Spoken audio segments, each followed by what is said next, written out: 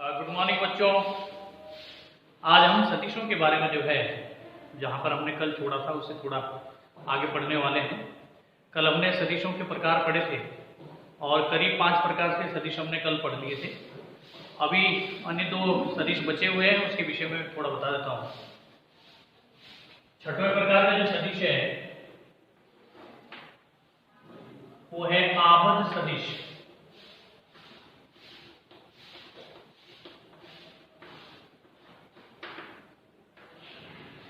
इसको कहते हैं बाउंड वेक्टर।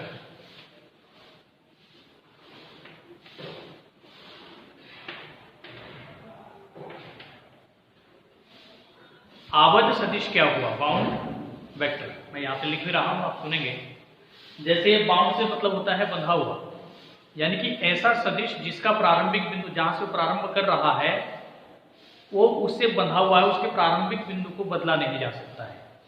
यानी कि वो प्रारंभिक बिंदु के सापेक्ष जो है विस्थापित नहीं किया जा सकता है, वो बंधा हुआ है, वो आबद्ध है। ऐसे वेक्टर को हम क्या कहते हैं? आबद्ध वेक्टर कहते हैं। यानी कि जिसके प्रारंभिक बिंदु को जो है विस्थापित नहीं किया जा सकता है। बहुत सरल है, आप इसे लिख देंगे। और दूसरा इसका विपरीत है मुक्त सदिश।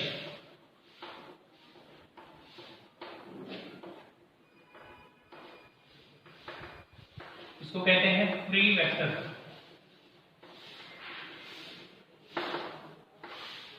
फ्री वेक्टर तो जिसके नाम से मालूम ही है कि भाई इसको हम जो है कहीं पर भी विस्थापित कर सकते हैं, ये स्वतंत्र है, इसको स्वतंत्र सदिश भी कहते हैं। और बाउंड वेक्टर यानी कि जो बंधा हुआ है, जिसको हम जो है उसकी स्थिति को परिवर्तन नहीं कर सकते हैं, है ना। और बाकी जो है फ्री वेक्टर यानी कि जिसको हम जो है जो उसकी कार्य क्षेत्र रेखा है उस पर उसको कहीं पर भी विस्थापित किया जा सकता है। तो चलिए, ये थे बचे हुए 2 सदिश। सरल सी बात है ना। कई किताबों में दे भी नहीं रखे हैं, तो इसको आप देखेंगे जरूर। अब हम बात करते हैं सदिशों के योग की, सदिशों पर संक्रियाएं।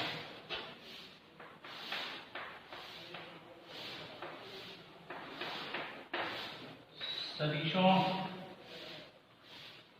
की संक्रियाएं।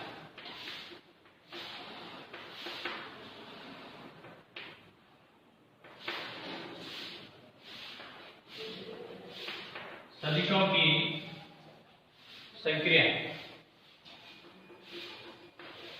ऑपरेशन ऑफ वेक्टर्स या ऑपरेशन ऑन वेक्टर्स कैलकुलेशन कैसे करें? तो सदिशों की संक्रियाओं में हम पढ़ने वाले हैं सदिशों का योग,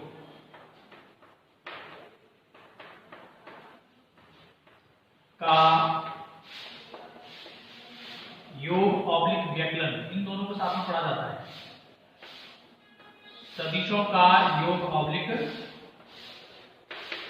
व्यकलन। तो सदिशों को कैसे जोड़ा जाता है उस पर हम पढ़ने वाले हैं, है ना।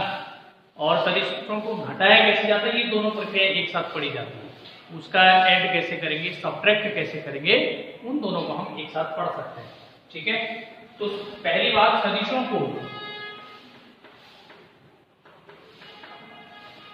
सदिशों को सामान्य बीज गणित द्वारा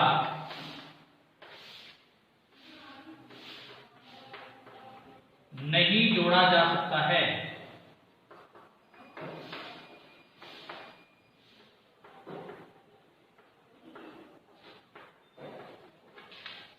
इनकी विशेष विधियां होती है जोड़ने की। इनके योग की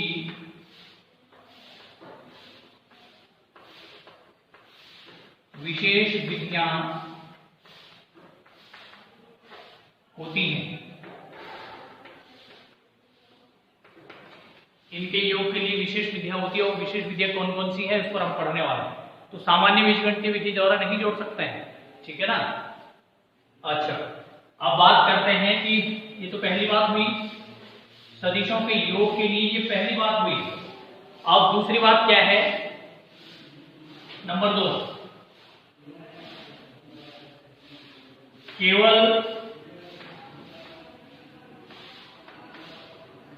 समान राशियों के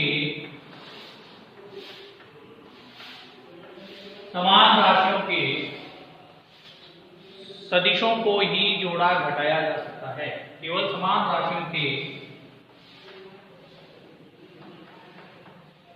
सदिशों को ही जोड़ा या घटाया जा सकता है।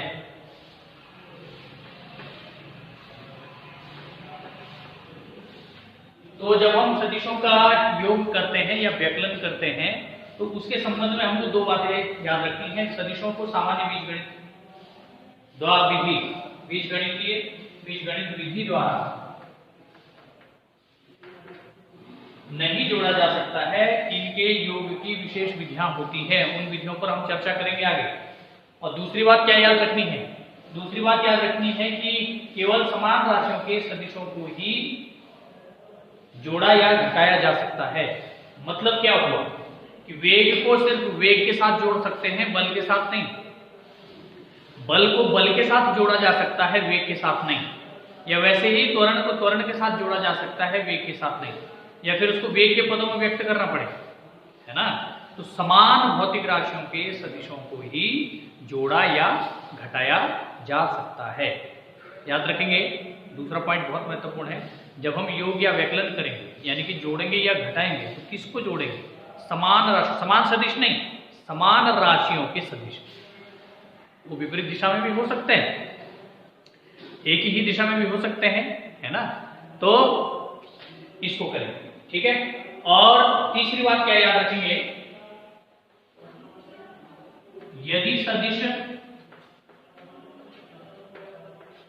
समदिश हैं, समदिश है मतलब एक ही दिशा में है, तो वे जुड़ जाते हैं तथा, चलिए चौथा पॉइंट लिखा, यदि सदिश विपरीत दिशा में है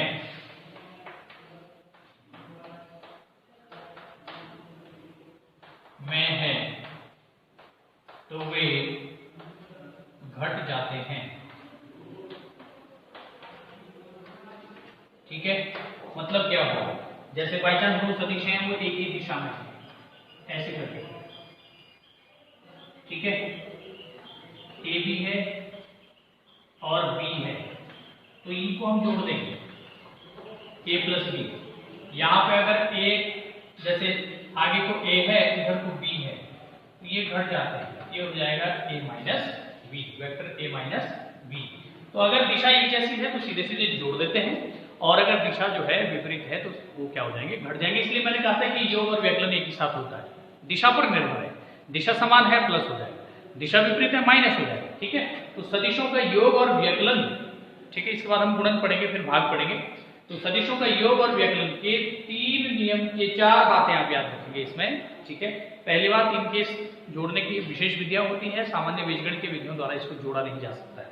कहीं जुड़ भी जाते हैं, ऐसा नहीं सामान्य बीजगणित उपयोग नहीं होता है, लेकिन जहां सामान्य बीजगणित जो है कुछ और बताता है तो वेक्टर वहां पे किसी और तरीके से जोड़े जाते हैं, कुछ उसमें डिफरेंसेस होते हैं। अच्छा, दूसरा आप क्या रखेंगे? केवल समान राशियों के सदिशों को ही जोड़ा या घटाया जा सकता है। जैसे मैंने कहा कि वेग के वेक्टर को वेग के वेक्टर के साथ ही जोड़ेंगे, बल के साथ नहीं जोड़ सकते हैं, या फिर बल को बल के साथ जोड़ेंगे, वेग के साथ नहीं जोड़ा जा सकता है। तो इन पर आप जो है विशेष ध्यान देंगे। तीसरा, यदि सदिश समदिश है, एक ही दिशा में है तो प्लस हो जाएगा, और चौथा, यदि विपरीत दिशा में है तो क्या हो जाएगा? माइनस हो जाएगा, ठीक है। तो योग और व्यकलन के बारे में जो है बातें आप क्या करेंगे? याद रखेंगे। चलिए इसको लिखिए, फिर तब तक मैं यहां पे करता हूं, ठीक है। आपने इसको उतारना भी है। लो, अब है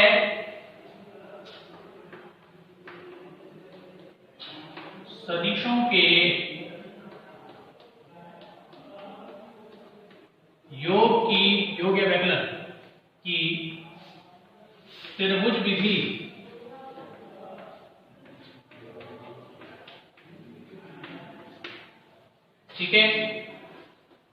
मैंने कहा कि विशेष विधियां हैं, उनमें से हम पहली विधि आज पढ़ रहे हैं। सदिश को योग की विशेष विधियां हैं, उनमें से पहली विधि पढ़ रहे हैं। कौन सी? त्रिभुज विधि। तो त्रिभुज विधि ये है, इस विधि में मान के चलिए हमने दो वेक्टरों को जोड़ना है, माना दो सदिशों को जोड़ना है, ठीक है ना, और वो इस प्रकार से यहां से प्रारंभ करके हमने एक वेक्टर खींचा, ये वेक्टर ए है। क्या है ये वेक्टर? ए। तो यहां से हमने इसको खींचा और यहां पर गए, इसको बाणाग्र कहते हैं, एरो हेड, ठीक है, इसका एक बाणाग्र हो गया। तो जिसको जोड़ना है उसको यहां से देखिए बी से, बी के बाणाग्र से करते हुए आगे खींचते हैं ऐसे करके। ये वेक्टर क्या हो गया? बी हो गया। ए के बाणाग्र से आगे होते हुए हमने इसको खींचा है, ठीक है, ये वेक्टर बी हो गया। तो इनका जो योग होगा, इनका जो परिणामी होगा वो त्रिभुज की तीसरी भुजा होगी। उसको ए के मूल बिंदु से खींचते हुए बी के बाणाग्र पर समाप्त करते हैं। ये रिजल्टेंट हो गया आर बराबर ए प्लस बी, आर बराबर ए प्लस बी, ठीक है ना। तो इस टाइप से खींचते हैं। या फिर चलिए इसको मैं मिटा देता हूं, आपने पढ़ लिया होगा। चलिए फिर इधर देखिए, मैं इधर करता हूं। या फिर ऐसा कर सकते हैं,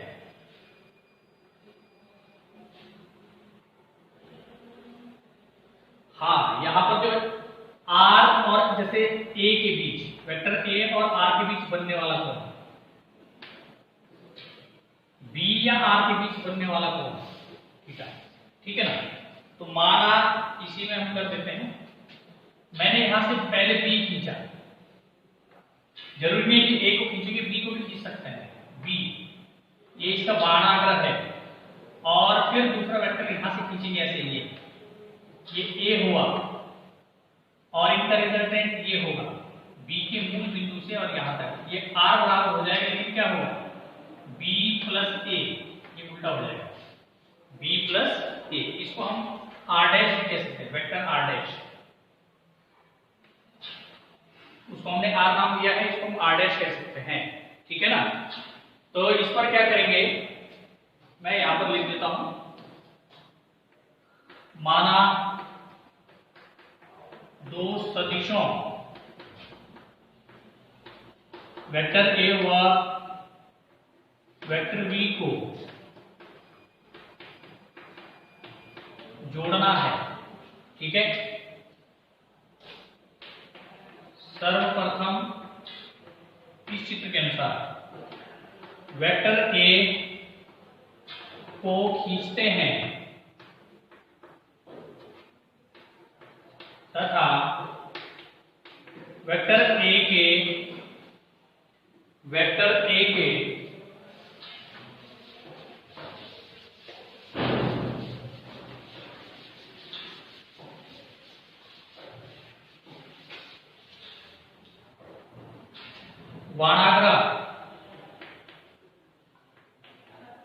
बाणाग्र एरोहेड से प्रारंभ करके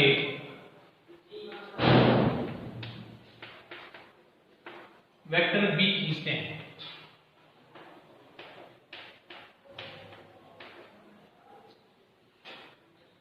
तथा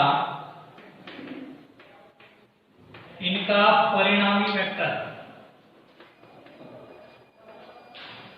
सदिश, इनका परिणामी सदिश आर को ए के मूल बिंदु, वेक्टर ए के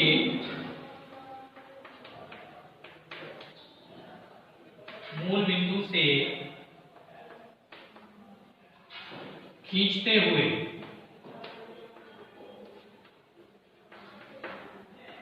वेक्टर बी के बाणाग्र पर समाप्त करते हैं, ठीक है ना। कैसे खींचेंगे? माना दो सदिशों में ए और बी को जोड़ना ही त्रिभुज विधि है। ए और बी को जोड़ना है, सर्वप्रथम ए को खींचते हैं तथा वेक्टर ए के बाणाग्र, बाणाग्र मतलब ये हुआ बाण आगे, बाण का अग्रभाग यहां से होते हुए बी को खींचते हैं तथा इनका परिणामी जो इनका टोटल होगा, रिजल्टेंट होगा, जिसको हम इनका योग मानेंगे, वो ए के मूल बिंदु से, ए का जो मूल बिंदु है यहाँ पर है, ठीक है ना, बिंदु से खींचते हुए बी के बाणाग्र पर समाप्त कर देते हैं। तो जो परिणामी होगा आर, वो होगा vector A plus vector B. अब आर की दिशा कैसे होगी? अच्छा, नंबर 1, ए व बी का योग आर की लंबाई मापकर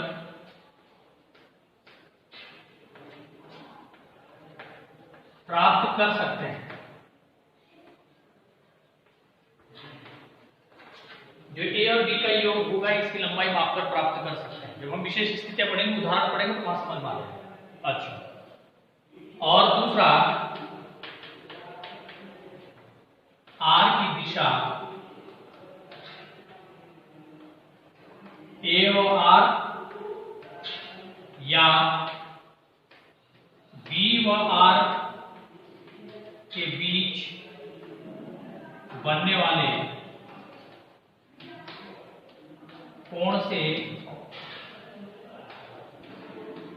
प्राप्त की जा सकती है।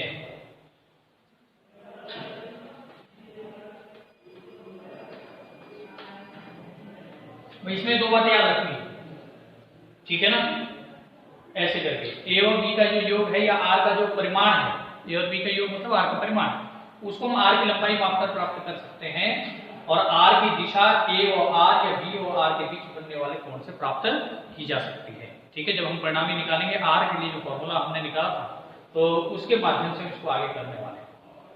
हम चतुर्भुज विधि के बारे में पढ़ेंगे, बहुभुज विधि के बारे में पढ़ेंगे, फिर केसेस पढ़ेंगे, उसमें समझ में आ जाएगा।